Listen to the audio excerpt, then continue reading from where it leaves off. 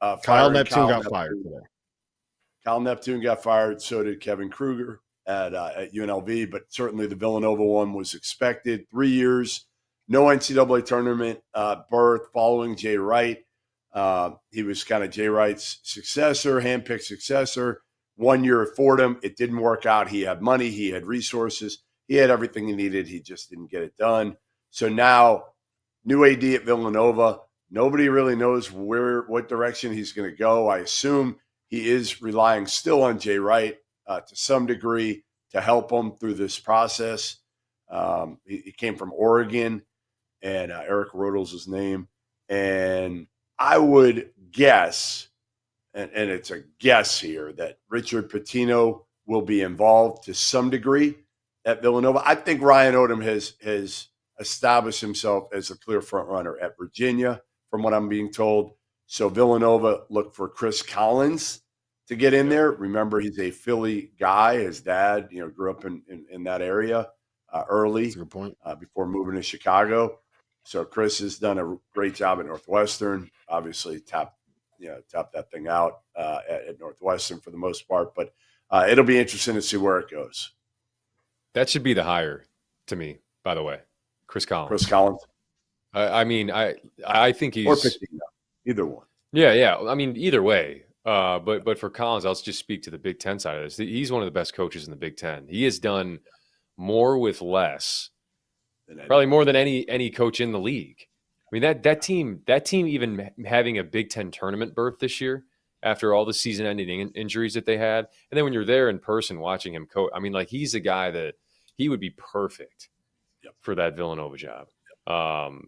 Truly, because he's dealt with the academic angle. He's dealt with the limits of transfers that you can get in stuff, and Villanova's probably better about that than Northwestern is.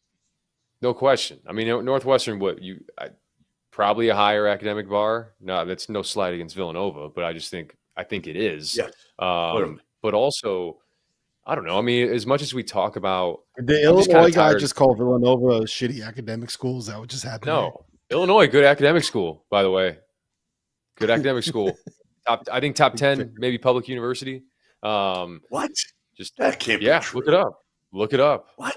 Look it up. I would believe that, but Trevor released value of your degree. What is going on?